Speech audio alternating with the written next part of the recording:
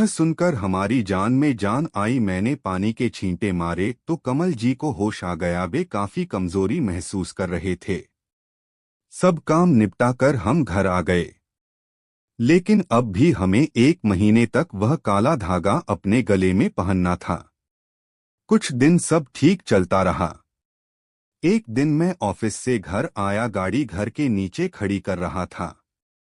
तभी एक आदमी मेरे पास आया और बोला, तुम्हें लगता है तुम बच जाओगे? नहीं, वह तुम सबको नहीं छोड़ेगी। वही यहीं है, कहीं नहीं गई है। मेरा हाल देखो।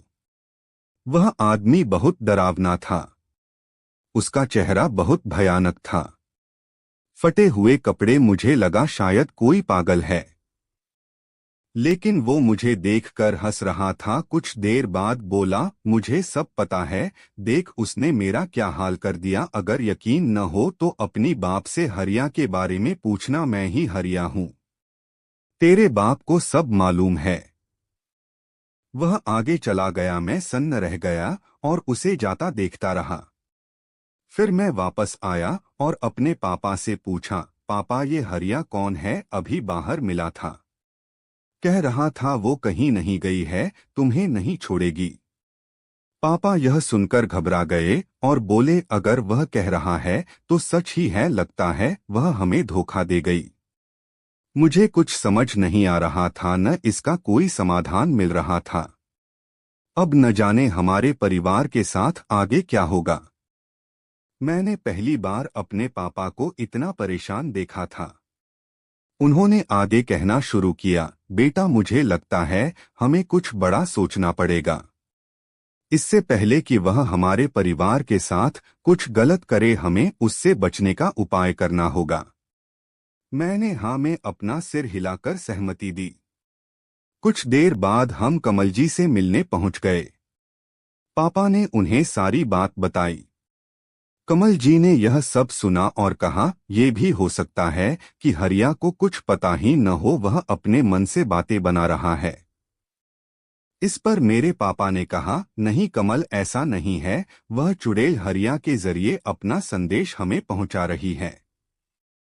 वह बहुत चालाक है।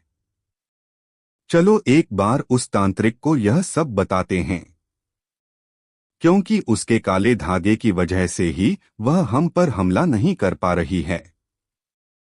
अगले दिन हम दोनों कमल जी के साथ उस तांत्रिक के पास पहुंच गए। पूरी बात सुनने के बाद उसने कहा, हाँ मुझे भी कुछ तो गलत लग रहा था कि इतनी आसानी से वह कैसे मुक्त हो गई। मुझे लगता है जब मैं आंखें बंद करके मंत्र का उच्चारण कर रहा था, वह उसी समय चली गई थी। तांत्रिक की बात सुनकर हम तीनों बहुत डर गए थे। हमें एहसास हो गया था कि यह तांत्रिक कुछ नहीं कर पाएगा, इसलिए हम बिना कुछ बोले वहां से बाहर आ गए। कमल जी ने कहा, अब क्या करें ज्ञानचंद जी? उनकी बात सुनकर मेरे पापा ने कहा, चलो आज ही गांव चलते हैं। वहां उन एक गंगा ताई ही हैं, तो अब हमें कोई रास्ता दिखा सकती हैं। बस दुआ करो कि वो जिंदा हो। बहुत साल से उनकी कोई खबर नहीं मिली है। हम गाड़ी में बैठकर सीधे गांव पहुंच गए। गांव वालों से गंगा ताई के बारे में पूछा तो उन्होंने बताया कि वो बीमार हैं। हम उनके घर पहुंच गए। पहले तो उन्होंने किसी को पहचाना नहीं, फिर जब पापा और कमल जी ने अपना परिचय दिया तो वो पहचान गईं। गंगा ताई ने जो कुछ बताया उसे सुनकर हमारे रोंगटे खड़े हो गए। उन्होंने कहा, मैंने ही उन दोनों लड़कों के परिवार को उस चुड़ैल से बचाया था। वह उस समय बहुत क्रोध में थी और उनके भी पूरे परिवार को मारना चाहती थी। यह सुनकर मेरे पापा ने ताई जी के पैर पकड़ लिए। गंगा ताई, हम बड़ी उम्मीद लेकर आए हैं, हमें और हमारे परिवार को भी बचा लीजिए। यह सुनकर गंगा ताई ने कहा, तुम भूल रहे हो मैंने क्या कहा? मैंने कहा, मैंने उनके परिवार को बचाया था। बदले में चुड़ैल को उन दोनों का शिकार बनना पड़ा था। अगर तुम्हें अपने परिवार को बचाना है तो तुम दोनों को मरना पड़ेगा। तभी मैंने कहा, नहीं यह कैसे हो सकता है? छोड़ो पापा, जो होगा मिलकर सह लेंगे। मैं अपने पापा को मरने नहीं दे सकता। गंगा ताई चिल्लाकर बोली, तो क्यों आए हो मेरे पास, चले जाओ यहाँ से और मरो जाकर। मेरे पापा और कमल जी ने किसी तरह उन्हें शांत किया। तब गंगा ताई ने कहा, सुनो, मैं उस चुड़ैल को बुलाऊंगी, फिर तुम्हें उसे सौंपने का वचन दूंगी, बदले में तुम्हारे परिवार को छोड़ने का वचन उससे लूंगी। मंजूर है तो बोलो। कमल जी बोले, हमें मंजूर है। भाई ज्ञानचंद, हमने तो पूरी जिंदगी देख ली, जब परिवार ही नहीं रहेगा तो जीकर क्या करेंगे। अपने परिवार के लिए हमें अपने प्राण दे देने चाहिए। पापा ने भी हाँ में सिर हिलाकर उनका समर्थन किया। मैं कुछ बोल नहीं पा रहा था, लेकिन मेरा मन छटपटा रहा था। मैं अपने पापा को खोना नहीं चाहता था। 2 दिन बाद का समय निश्चित हुआ, हमें अपने अपने परिवार के साथ वहां आना था। रात के समय चुड़ैल को बुलाया जाएगा।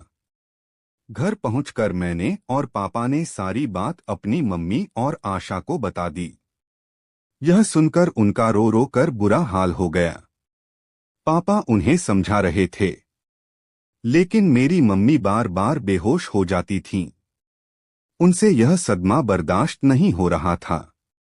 2 दिन बाद हम तय समय पर कमल जी और उनके परिवार के साथ गांव पहुंच गए। गंगा ताई ने वहां कुछ तंत्र मंत्र का सामान इकट्ठा किया था। कुछ देर बाद उन्होंने कुछ मंत्र बोलने शुरू किए। कुछ ही देर में हमें एहसास हो गया कि कोई शक्ति हमारे आसपास भटक रही है।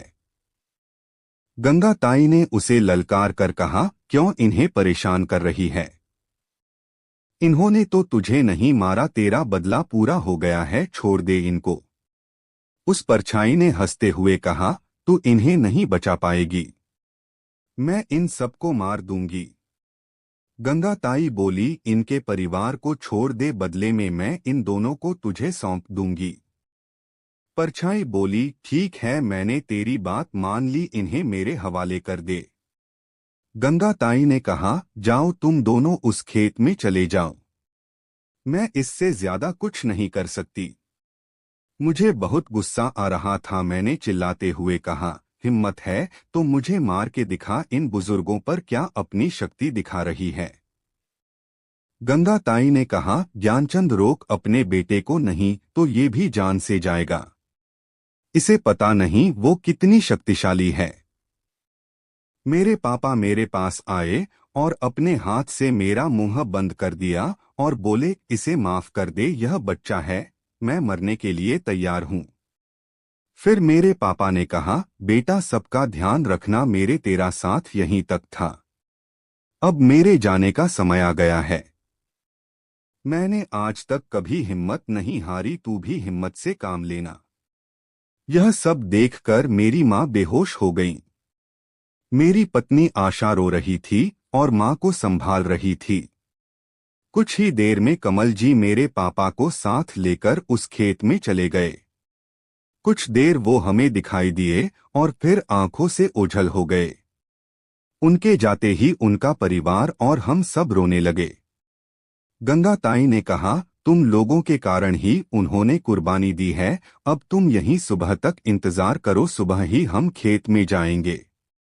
हम वहीं बैठकर सुबह होने का इंतजार करते रहे। सुबह होते ही मैं और कमल जी का बेटा दोनों दौड़कर खेत में पहुंच गए। तब तक गांव वाले भी इकट्ठे हो गए थे। वहां जाकर देखा कि मेरे पिता और कमल जी दोनों की लाशें पड़ी थीं। उनके शरीर पर कई जगह घावों के निशान थे, जिनसे खून निकलकर जमीन पर पड़ा पड़ा सूख सा गया था। यह सब देखकर हमारा दिल बैठ गया। गांव वालों की मदद से हम दोनों को गंगा ताई के घर के आंगन में ले आए। चुड़ैल का बदला पूरा हो गया था। वहीं गांव में दोनों का अंतिम संस्कार करे हम सब वापस आ गए। पिताजी के जाने के कुछ दिन बाद ही मेरी मां ने भी प्राण त्याग दिए। ये सदमा वो बर्दाश्त नहीं कर पाईं। आज कई सालों बाद भी मैं ये सब सोचकर सिहर जाता हूं। आज भी मेरा मन करता है कि उस चुड़ैल से बदला लूं। लेकिन यह सब शायद हमारे वश में ऐसी नहीं ही है। वीडियो आगे देखने के लिए चैनल को सब्सक्राइब करें और बेल आइकन को जरूर दबाएं जिससे आगे आने वाली वीडियो का नोटिफिकेशन मिल सके।